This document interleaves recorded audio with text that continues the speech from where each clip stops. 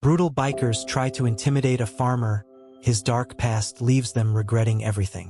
In the quiet rural town of Millfield, a group of notorious bikers known as the Renegades held a reign of terror over the locals. Led by their ruthless president, Colt, they believed themselves to be unstoppable, taking what they wanted without fear of consequence. The residents of Millfield lived in a constant state of fear, never knowing when the bikers would strike next. Amidst the chaos, there was one man who stood out from the rest. John Hanson, a humble farmer known for his kind heart and unwavering dedication to his land, went about his days tending to his crops and animals, seemingly unaffected by the looming threat of the renegades. John's farm was a sanctuary, a lush oasis on the outskirts of town. The fields were a patchwork of vibrant green and golden hues, while a meticulously tended vegetable garden provided fresh produce to his neighbors. The farm had been passed down through generations of the Hanson family, each leaving their mark on the land. However, beneath the tranquil surface of John's life lay a hidden past, one that no one in Millfield could have ever imagined. The gentle farmer had not always been the man he appeared to be. In a previous life, John had been forged in the fires of adversity, his skills sharpened to a fine point. As the renegades' grip on Millfield tightened, whispers began to circulate about their latest target. Colt, always seeking new prey, had set his sights on John's farm. The bikers viewed the farmer as an easy mark, a weak target to be exploited for all he was worth. Little did they know that they were about to awaken a sleeping giant, a man whose true strength and courage had yet to be revealed. As the renegades made their move, John Hanson prepared to confront the greatest challenge of his life, calling upon the skills of his past to defend all that he held dear. The stage was set for a clash of wills, a battle between the oppressive force of the renegades and the unyielding spirit of a man who refused to be broken. The people of Millfield watched with bated breath, wondering if John Hanson would be the one to finally stand up to Colt and his gang. As the sun began to set over the quiet town, the air grew thick with tension. The rumble of motorcycle engines echoed in the distance, a harbinger of the impending confrontation. John Hanson stood tall, his eyes fixed on the horizon, ready to face whatever challenges lay ahead. The people of Millfield, who had for so long lived under the shadow of fear, dared to hope that change was on the horizon, and that one man's courage could light the way to a brighter future. The sun had just begun to peek over the horizon when John Hanson stepped out onto his porch, a steaming mug of coffee in hand. The crisp morning air filled his lungs as he surveyed his land, taking in the sight of the gently swaying crops and the distant sound of his cattle lowing in the pasture. As he sipped his coffee, John's mind drifted to the events of the previous day. The renegades had made their intentions clear, and he knew that it was only a matter of time before they made their move. He had spent the night tossing and turning, his mind racing with thoughts of the past and the challenges that lay ahead. John's wife, Sarah, joined him on the porch, her presence a comforting balm to his troubled thoughts. She slipped her hand into his, giving it a gentle squeeze. "You're doing the right thing, John," she said softly. "This town needs someone to stand up to those bikers, and I know you're the man to do it." John smiled, grateful for her unwavering support. Sarah had been by his side through thick and thin, a constant source of strength and love. She knew the secrets of his past, the trials he had endured, and loved him all the more for the man he had become. As the morning wore on, John went about his daily tasks, tending to his crops and animals with the same care and dedication he always had. But even as he worked, he couldn't shake the feeling that something was about to change, that the quiet life he had built for himself was about to be shattered. It was late in the afternoon when the sound of motorcycle engines shattered the tranquil silence of the farm. John looked up from his work, his heart pounding in his chest as he watched the renegades pull up to the edge of his property. Colt, the leader of the gang, dismounted his bike and swaggered towards John, a cruel smile playing on his lips. "Well, well, well," he drawled. "If it isn't the mighty John Hanson. I heard you were a tough one, but I never imagined you'd be stupid enough to defy us." John stood his ground, his eyes locked on Colt's. "I don't want any trouble," he said calmly, "but I won't be intimidated by the likes of you. This is my land, and I'll defend it with everything I have." Colt threw his head back and laughed, the sound harsh and grating. "You hear that, boys?" he called out to his gang. "The farmer thinks he's a hero. Well, let's see how heroic he feels when we're done with him." With a snap of his fingers, Colt sent his men forward, their faces twisted with cruel anticipation. John braced himself, his muscles tensing as he prepared for the fight of his life. But even as the bikers closed in, John felt a strange sense of calm wash over him. This was what he had been trained for, what he had spent years honing his skills for. He may have left his old life behind, but the warrior within him had never truly died. As the first biker reached him, John sprang into action, his movements fluid and precise. He dodged the man's clumsy swing and delivered a swift blow to his ribs, sending him crumpling to the ground. The other bikers hesitated, suddenly unsure of themselves in the face of John's unexpected skill. Colt's eyes narrowed, his smile fading as he realized that he may have underestimated his opponent. "You're full of surprises, aren't you, Hanson?" he growled, his hand reaching for the knife at his belt. But before he could draw his weapon, a voice rang out across the yard.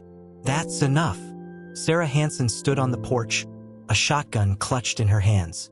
"You boys best be on your way, or you'll have more than just my husband to deal with." For a moment, the world seemed to hold its breath, the tension crackling like electricity in the air.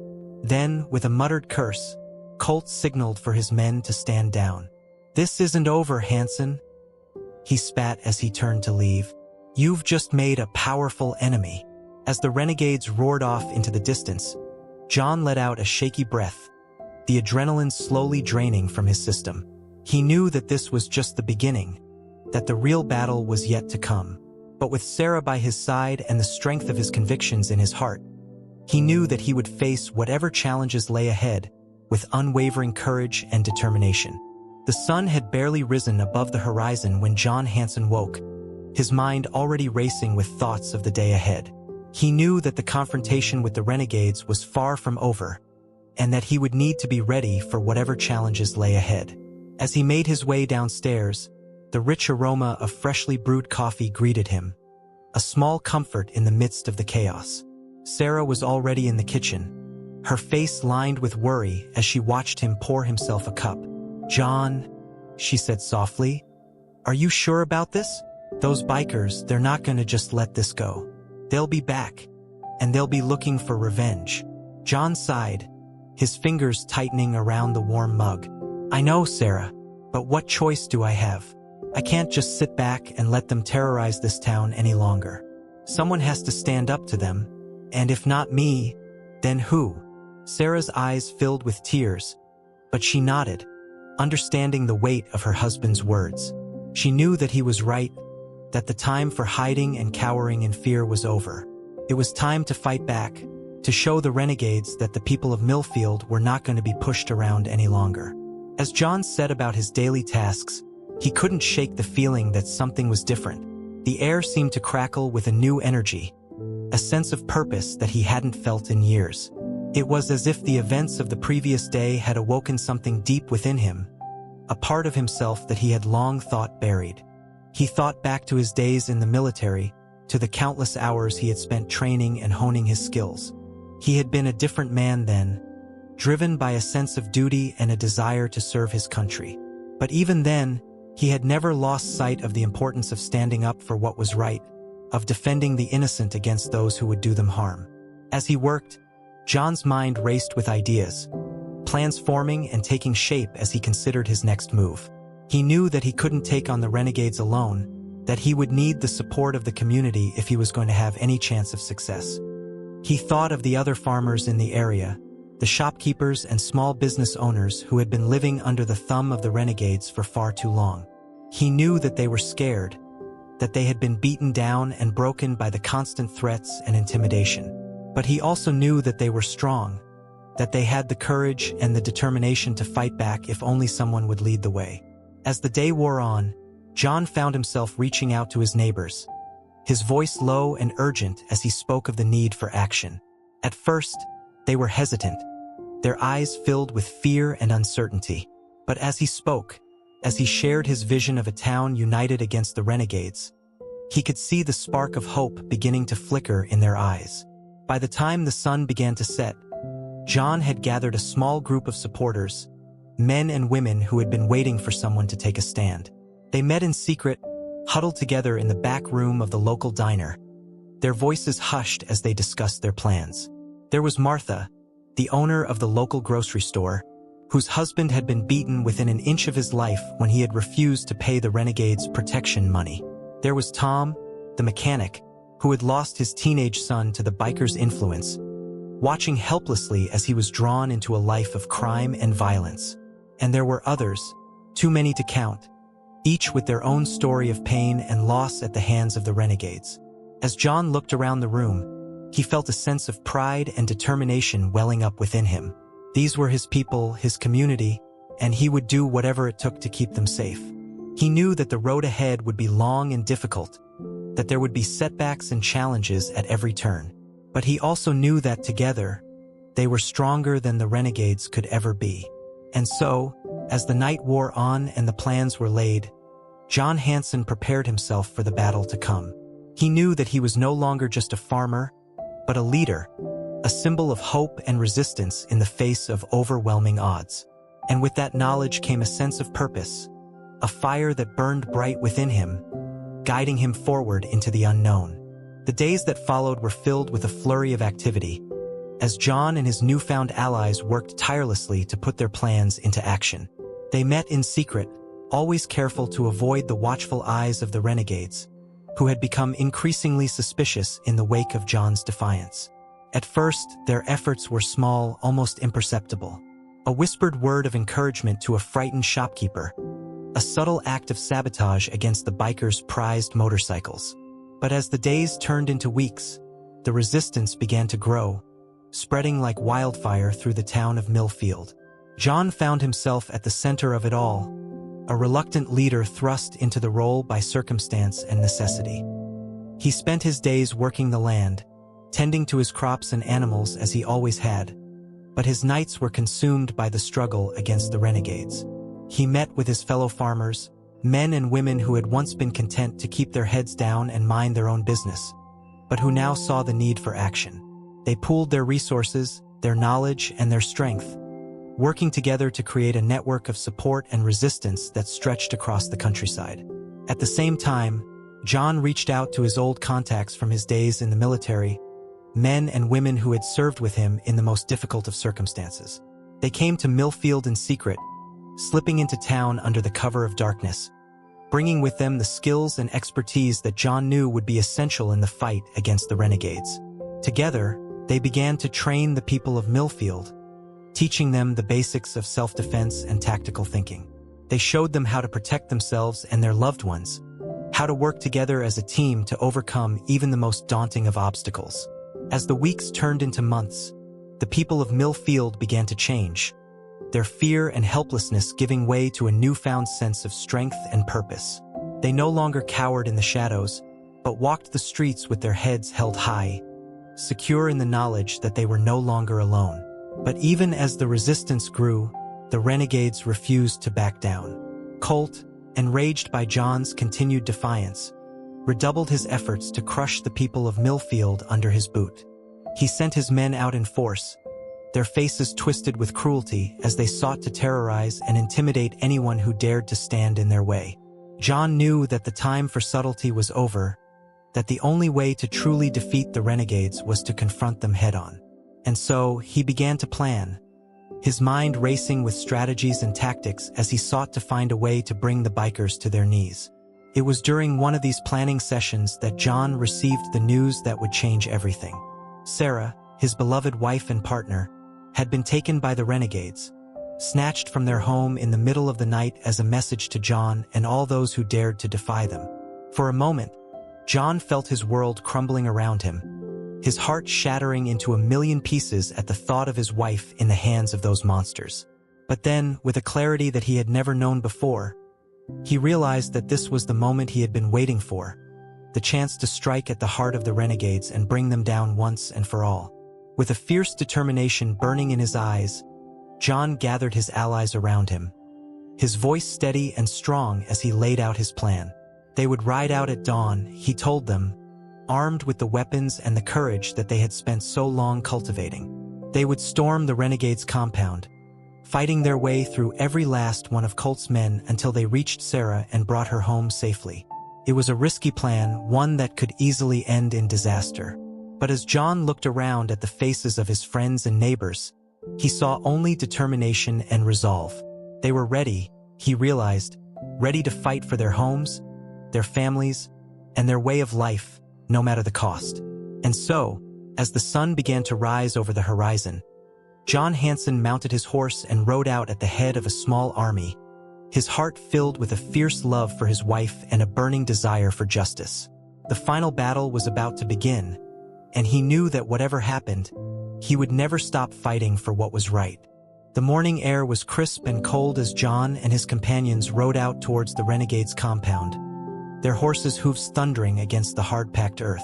The sun had barely begun to peek over the horizon, casting a pale, watery light over the landscape, but John barely noticed, his mind focused solely on the task at hand. As they drew closer to their destination, John could feel the tension mounting, the air thick with anticipation and fear. He knew that they were heading into the lion's den, that the Renegades would be waiting for them, armed to the teeth and ready for a fight. But he also knew that they had no choice, that Sarah's life hung in the balance, and that he would do whatever it took to bring her home safely. As they crested the final hill, the Renegade's compound came into view, a sprawling collection of ramshackle buildings and rusted metal that seemed to grow out of the earth like a cancerous tumor. John could see the bikers milling about, their faces twisted with cruelty and anticipation, their weapons glinting in the early morning light. With a final nod to his companions, John spurred his horse forward, leading the charge as they thundered down the hill towards the compound. The Renegades saw them coming, their shouts of alarm and rage rising up to meet them, but John paid them no heed, his eyes fixed solely on the task. As they crashed through the gates of the compound, John and his companions found themselves in the midst of a maelstrom of chaos and violence. The Renegades came at them from all sides, their faces contorted with rage and hatred, their weapons flashing in the morning sun. John fought like a man possessed, his every move fueled by a desperate need to find Sarah and bring her to safety. He wielded his shotgun with deadly precision, taking down biker after biker as he pushed deeper into the heart of the compound. Around him, his companions fought with equal ferocity, their skills honed by months of training and preparation. They moved as one, a well-oiled machine that tore through the Renegade's defenses like a hot knife through butter. But even as they made progress, John could feel the tide turning against them. The Renegades were too many, their weapons too powerful. He watched in horror as his friends fell around him, their bodies torn and bloody, their lives snuffed out in an instant. And then, through the smoke and the chaos, he saw her. Sarah, his beloved wife, her face bruised and battered, her eyes wide with fear. She was being held by Colt himself, the leader of the Renegades, a cruel smile twisting his features. John felt a rage unlike anything he had ever known coursing through his veins, a white-hot fury that consumed him from the inside out. With a roar of defiance, he charged forward, his shotgun blazing, his eyes locked on Colt's sneering face. The two men met in a clash of wills, their weapons forgotten as they grappled with each other, their hands locked around each other's throats. They rolled on the ground, exchanging blows with a savagery that shocked even the hardened bikers who surrounded them. But in the end, it was John who emerged victorious, his hands wrapped around Colt's neck, squeezing the life out of him with a grim determination. As the light faded from Colt's eyes, John felt a sense of satisfaction wash over him, a feeling of justice finally being served. With Colt dead, the rest of the Renegades quickly fell into disarray, their will to fight evaporating like mist in the morning sun. John and his companions pressed their advantage, driving the bikers back, their weapons singing a song of retribution and justice. As the dust settled over the compound, John gathered Sarah into his arms, holding her close as tears streamed down both their faces. They had won, he realized, but at a terrible cost. So many of his friends, his allies, lay dead and dying around them, their blood staining the earth red. But even in the midst of his grief, John knew that their sacrifice had not been in vain. They had struck a blow against the renegades that would never be forgotten, a blow that would inspire others to rise up and join the fight. As he looked out over the ruins of the compound, John knew that the road ahead would be long and hard. There were still pockets of resistance to be dealt with, still those who would seek to fill the void left by Colt and his gang. But he also knew that he would not rest until the job was done, until the people of Millfield could once again live in peace and security. He owed it to his friends, to his wife, and to himself to see this through to the end. With a final, determined nod, John Hanson turned his back on the Renegade's compound, ready to face whatever challenges lay ahead. For he knew that he was no longer just a farmer, but a warrior, a hero forged in the flames of adversity and tempered by the love and support of those around him.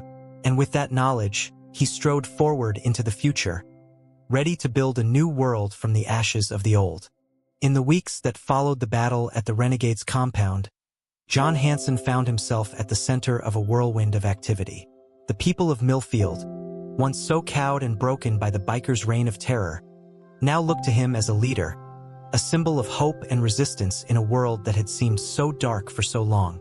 At first, John was hesitant to take on the role, his innate humility and desire for a quiet life warring with his sense of duty and responsibility.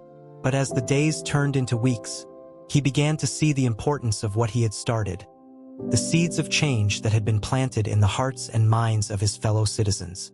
He worked tirelessly to help rebuild the town, his days spent organizing crews of volunteers to clear away the rubble and debris left behind by the renegades. He met with local business owners, helping them to get back on their feet and reopen their shops and offices, knowing that the lifeblood of any community was its economy.